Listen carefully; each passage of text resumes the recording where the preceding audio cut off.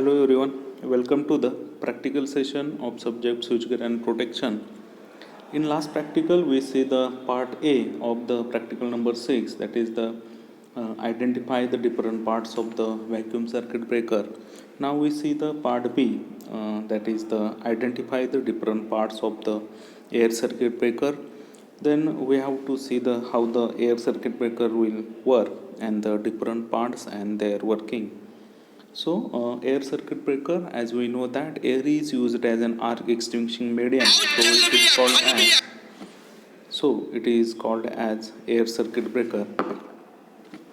So, in that air is used as an arc extinguishing medium. That is, air at a normal atmospheric pressure is used as an arc extinguishing medium.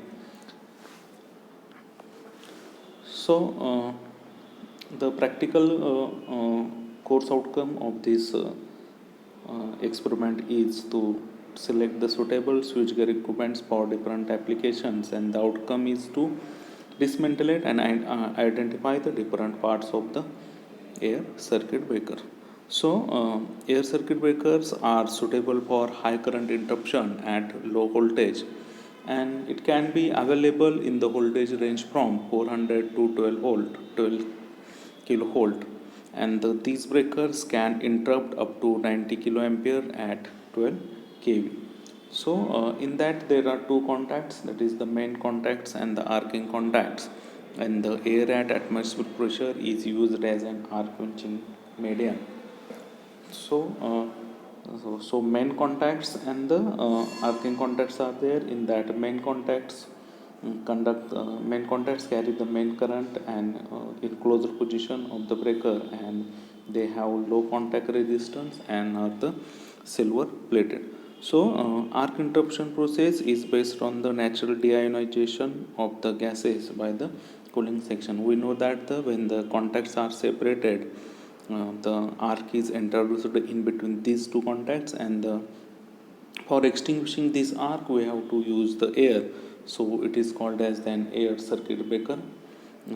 जे last part आपण बघितलेलं होतं तो vacuum circuit breaker होता. ह्या पार्टमध्ये आपल्याला study करायचा आहे की एअर सर्किट ब्रेकर म्हणजे काय असेल, जो आपण थेरी पार्टमध्ये ऑलरेडी स्टडी केलेला आहे की एअर सर्किट ब्रेकर म्हणजे काय असेल.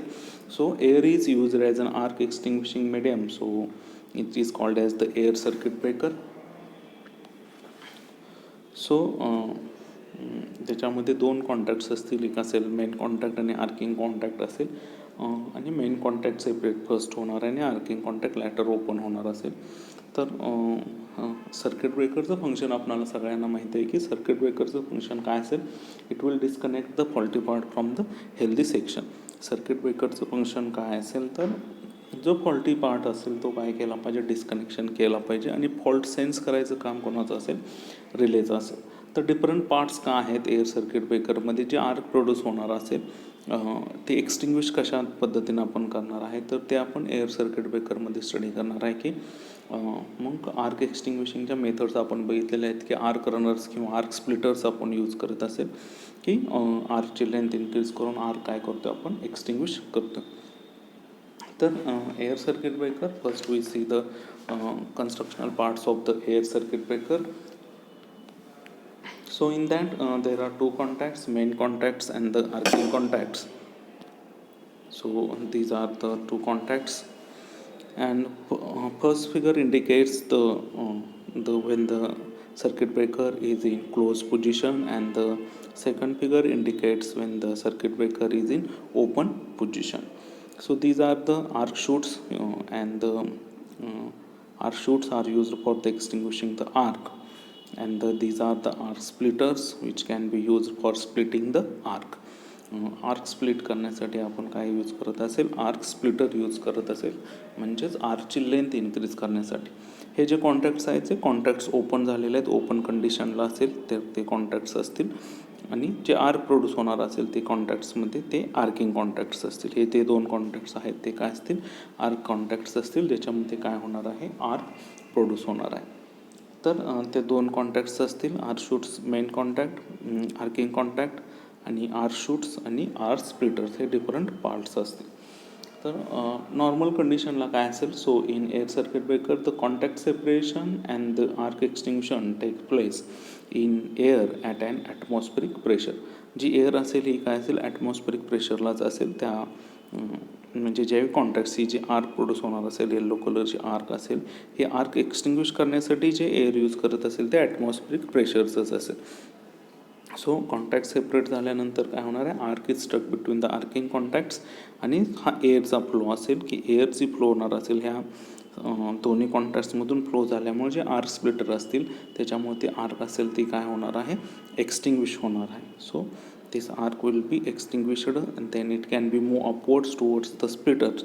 So arc in upward direction through the arc runners, and these are the arc runners to run the arc in upward direction, and when it goes upward it will be splitted by the splitters. So splitters are used for the extinguishing the arc. So this is about the construction, this is about the working of the air circuit breaker. That means two contacts are used, main contact and the arcing contacts. मग दोन contacts आपण का use करत असेल, main contact आणि arcing contact. आणि आपण जे म्हणतोय की सेकंड कॉन्टॅक्ट असेल, आर्किंग कॉन्टॅक्ट असेल की त्याच्यामध्ये आर्क का प्रोड्यूस होत असेल, तर दोन आहे की एक म्हणजे मेन कॉन्टॅक्ट सेपरेट होत असतील तर त्यावेळी त्याच्यामध्ये आर्क का प्रोड्यूस होत नाही. आणि सेकंड आर्किंग कॉन्टॅक्टलाच आर्क का प्रोड्यूस होत असेल तर मेन कॉन्टॅक्ट्स हे फर्स्ट ओपन झाल्यामुळं करंट जो असेल तो शिफ्ट होणार आहे कुठं, आर्किंग कॉन्टॅक्टमध्ये शिफ्ट होणार आहे. जो मेन कॉन्टॅक्ट असेल हे मेन कॉन्टॅक्ट आणि हा काय असेल, आर्किंग कॉन्टॅक्ट असेल. मेन कॉन्टॅक्ट सेपरेट झाल्यामुळं काय होणार आहे, करंट शिफ्ट होणार आहे आर्किंग कॉन्टॅक्टमध्ये. म्हणजेच काय होतं, करंटला एक सेपरेट पाथ मिळतो, डिफरंट पाथ मिळतो. त्याच्यामुळे जी आर्क होणार आहे ती प्रोड्यूस होणार नाही कशामध्ये, मेन कॉन्टॅक्टमध्ये. जर एकच कॉन्टॅक्ट असता आपला, मेनच कॉन्टॅक्ट असता, तर आर्क काय झालेली असती, प्रोड्यूस झालेली असती. पण करंटला सेपरेट पाथ सापडतोय, अनादर एक पाथ सापडतोय. करंटच्या प्रॉपर्टीज आपल्याला माहिती आहे की current always flow from low resistance path. आणखीन एक लो रेझिस्टन्स पाथ त्याला सापडल्यामुळं काय होणार आहे, करंट आर्किंग कॉन्टॅक्टमध्ये फ्लो झाल्यामुळे मेन कॉन्टॅक्टला काय होणार नाही, आर्क प्रोड्यूस होणार नाही. आणि आर्किंग कॉन्टॅक्ट ओपन होताना काय होणार आहे, करंटचा तो एकमेव पाथ असेल. त्याच्यामुळे काय होतील, ज्यावेळी कॉन्टॅक्ट सेपरेट्स होतील त्यावेळी काय होणार आहे, आर्क प्रोड्यूस होणार आहे. आणि आर्क एक्सटिंग्विश करण्यासाठी आपण आर्क रनर्स यूज केलेले आहेत. आर्क काय करेल, अपवर्ड डायरेक्शनला मूव्ह करेल. हे आर्क स्प्लिटर्स आहेत. आर्क स्प्लिटर्स काय करतील, arc can be splitted into the several parts. म्हणजे आर्कची लेंथ इन्क्रीज झाल्यामुळं काय होणार आहे, आर्क ही एक्सटिंग्विश होणार आहे. जे आर्क एक्सटिंग्विशिंगच्या मेथड्स आपण बघितलेले की लेंथनिंग द आर्क आपण आर्कची लेंथ इन्क्रीज करू शकतो किंवा कूलिंग द आर्क, हे डिफरंट मेथड्स आहेत. आर्क रनर्स, आर्क स्प्लिटर्स आपण यूज करतो आहे त्यासाठी. तर हे सिम्पल वर्किंग असेल एअर सर्किट ब्रेकरचं. आणि जी एअर असेल नॉर्मल ॲटमॉस्फेरिक प्रेशरची जी एअर असेल ती फ्लो होणार आहे आणि त्याच्यामुळं काय होणार आहे, आर्क ही अपवर्ड डायरेक्शनला मूव्ह होऊन स्प्लिट होऊन काय होणार आहे, एक्सटिंग्विश होणार आहे. तर हे सिम्पल वर्किंग असेल एअर सर्किट ब्रेकरचं. आणि काय असेल त्याचे डिफरंट पार्ट्स असतील. तर डिफरंट पार्ट्समध्ये काय येतील, मेन कॉन्टॅक्ट आणि आर्किंग कॉन्टॅक्ट हे इम्पॉर्टंट असेल. आर्क शूट असेल, आर्क स्प्लिटर्स असतील आणि आर्क रनर्स असतील, जे आर्क अपवर्ड डायरेक्शनला मूव्ह करण्यासाठी आपण काय करतो, यूज करतो. तर this is the air circuit breaker. So we have to identify the different parts of the air circuit breaker. So we have to write the in observation table name of the part. So that is the main contact, arcing contact, then material used and its function.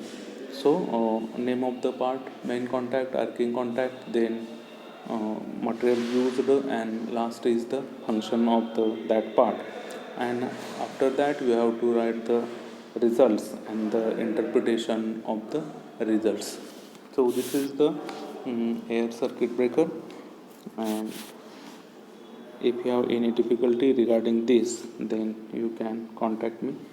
Thank you.